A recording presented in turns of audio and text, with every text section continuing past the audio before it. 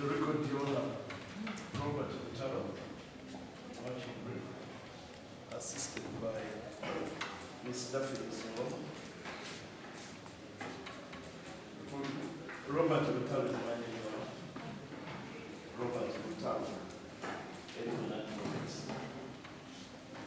assisted by Daphne Solo.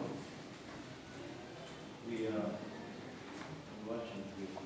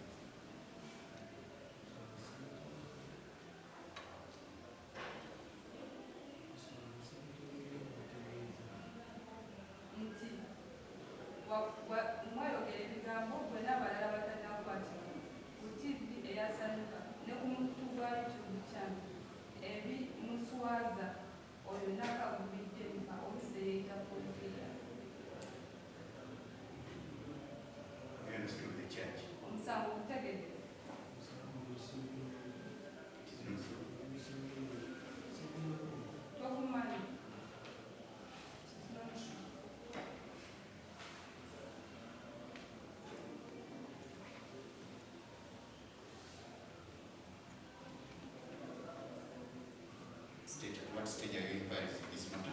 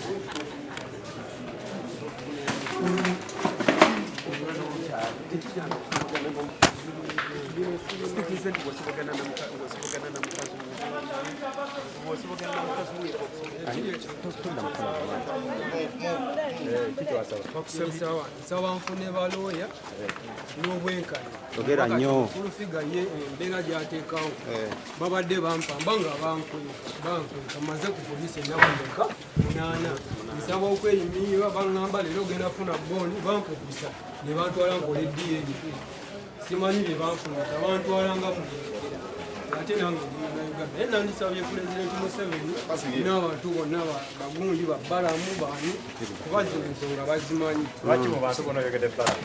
balamu wenaali ate nange ogende wa Efulumye nali ogende wa Efulumye okolera byonna yali nsonga yaki yakunoonya kalulu netugatta embeera eyo gyateekawo okola ki n'ateekawo obukwakuliza obwokunkozesa ne tutukanoza Kanso soko tubuuzeko tubeera embeera nga ebadde mu kkooti olunaku olwaleero. Yeah, my name is Robert Rutalo. We are lawyers for Efulumye. I'm assisted by Daphne Singoma. We are Uganda Council. Okay. Febalo amanya gange nze Robert Rutalo. Wamu ne munange Daphne Singoma. Nga tuli bannamateeka okuva mu kitongole kya Ergon Advocates. Ate ng'era ffe bannamateeka ba mukyala Nakangubi Jennifer oba mumanyi nga Efulumye. Ensonga ze eza ono omwami yeeyita Simple K Uganda mwami Kigundu Fred agamba nti yamuzaalamu omwana wa Jennifer ayitibwa Museveni. Ensonga leero we zituuse wano nti okumala wiiki nga nnamba poliisi ebadde enoonyereza era omukulu oyo Kigundu Fred ng'ali mu nkomye za poliisi ey'e Katwe. Olwaleero poliisi okunoonyereza bwe kubaddeko bwekutuusa kwe kusalawo omuntu oyo Fred emuleete mu kkooti asomebwe emisango egy'okweyita ky'atali okuba nti yeeyita kitaawe w'omwana wa kirantu waffe mukyala Efulumye ate nga si kituufu. Mpozi ekyakinyaga okutegeeza eggwanga nammwe mwena abaze bagoberera ensonga eno nti olunaku lw'okwosa eggulo abantu bano mukyala Efulumye n'omwana we ne Simple K bagiddwako omusaayi mu kifo ekimu muno mu Kampala bagiddwako omusaayi bagwe tuyita DNA. So ng'omusaayi ogwo bwe gunaagufulumye gwegenda okakasa oba ddala Simple K ye kitaawe wa mwana wa Efulumye oba nedda. Lwaki kirantu waffe yavaayo okwemulugunya ku nsonga zino? Kirantu waffe mukyala Efulumye muntu watutumu, mukyala wa linnya, mukulembeze mu ggwanga lino mwenna mukimanyi, senior presidential advisor, nti omu ku bawabuzi ba pulezidenti w'eggwanga lino Pulezidenti Yoweri Kaguta Museveni tebwabulwa. Kaakati mukyala Efulumye bw'avaayo n'alebulwa mu ngeri eno kiba kimukakkanya ekitiibwa kye kyalina mu society mu bantu. Kubanga nekira nti mukyala Efulumye mukyala wa famire, mukyala mufumbo, ali mu maka ateredde, alina n'abaana. Kaakati mukulu Simple K okuvaayo gyavuddeyo n'alaga nti yeegatta ne mukyala Efulumye mu nsonga ez'obukabo bezimenya kiba kimenya amateeka. N'olwekyo mukyala Efulumye kyavudde avaayo neyeekubira endulu mu nsonga zino. N'olwekyo nga gino emisango bwe gitambula nga ne poliisi bwekyalina amaaso n'okunyereza kwayo nga bwe tulinda ebinaava mu musaayi kijja kwongera okutangaaza ani mutuufu ani mukyamu. Client wa Efulumye kkooti ng'agamba emisango egisomeddwa gibulako. Yagamba emisango gina kuba 6 ate mu kkooti tuliddemu emisango 3. Kino kijja kitya? Simple K oba Kigundu Fred asomeddwa emisango 3. Omusango ogusooka gwe musango gwe tuyita ogwa offensive communication. Emisango gino gyonna giri mu tteeka eriyitibwa Computer Misuse Act. Omusango gwa offensive communication era babadde bagutakkutaano gutegeeza okosa emikutu gimugatta bantu social media platforms n'oweereza obubaka eri omuntu ng'obubaka obwo tebulina kigendererwa kirambulukufu ne wabula okunyiiza obunyiiza omuntu oyo. Kaakati ebintu byonna bw'otuna omusango ogwo mugazi nnyo nti omuntu bulookosa omukutu gwonna ogwa Facebook oba gwa social media n'osindika obubaka eri omuntu yenna ng'omwogedde amaanya ge naki byonna by'oba oyogedde bisobola okuleetebwa musango ogwo musango gumu. Omusango gwokubiri gwe musango gwa cyber harassment ogumusomeddwa, era cyber harassment nagwo guli mu tteeka eryo erya Computer Misuse Act ng'omusango ogwo nagwo gwekulukuusa oba gukwata ku kukozesa obubi social media n'oweereza obubaka obunyiiza omuntu ng'ogendeddwa mu kigendererwa kya munyiiza namumalako eddembere. Ogwo omusango gwa kubiri. Omusango ogwokusatu ogusomeddwa Simple K gwe musango gwe tuyita criminal libel, nti okuswaza omuntu ogwo guli mu Penal Code, ogwo guli mu Penal Code Act teguli mu Computer Misuse. Omusango gwa Penal Code gwa kuswaza muntu n'omuleebula n'oweebula omuntu oli mu ngeri emenya amateeka, ogwe musango gwa criminal libel. N'olwekyo byonna mukyala Efulumye bye yeemulugunyaako biri misango egyo esatu. Obujulizi bwe bunatandika okuleetebwa, obujulizi obwa Simple K oba ye kitaawe w'omwana wa Efulumye oba nedda bujja kuvaayo, obujulizi obwa ebivudde mu musaayi endangamuntu bujja kuvaayo, byonna bijja kuvaayo. N'ate n'ekirala nti kooti oba omwabirwa wa gavumenti ate asobola okukyusa empaabe n'ayongeramu emisango emirala. Wakyaliwo oyo opportunity naddala ekyo ekyekwata ku kyokuba nti Simple K yayita omwana wa Efulumye, egyo emisango gigenda ate gy'okujja nga ne gigenda kufuna amaanyi nga ne results za DNA zimaze ofuluma, naddala zinafuluma nga ziraga nti Simple K kyeyeyita si kyekyo. Omwawabirwa abadde afuluma kkooti ng'akakasa muno ebiri mu munana tabimanyiiko era abyegaanye, naye ng'agamba mulina engeri gye mwamuyisamu ng'akwatibwa. Bino wabitegeerako nga ggwe kanso wawaabira? Omanyi mu nkola ya kooti bw'ojja mu kooti ng'osomebwa omusango, olina omusango gw'omenye, emisango gya poliisi bakuleeta mu kooti, ekisookerwako nti kooti ekusomera emisango egyo. Bw'emala okusomera emisango ekubuuza emisango, ekisooka ekibuzo kimu emisango ogutegedde, kubanga bakubuuza olulimi lw'otegeera, bakusomera omusango mu lulimi lw'otegeera. Bamala okukusomera ne bakuza ekintu kimu omusango ogutegedde, n'ogamba nti mutegedde, ne bakubuuza waguzza oba tewaguzza, olina eddembe ogamba nti eza naguzza, kooti n'ekusalirawo ekibonyereza awo naawe, oba n'ogamba nti omusango saaguzza, ne bakulimande oba ne weeyimirirwa ne muwoza buli omu n'aleeta obujulizi. Kakati Simple K ekibadde olwaliro bamusomedde emisango gino gyonna agyegaanye, era kooti emusindise ku alimanda okutuusa ng'ennaku z'omwezi 21 omwezi guno lwanajja mu kooti asabe okweyimirirwa. Kyekibadde olwaleero.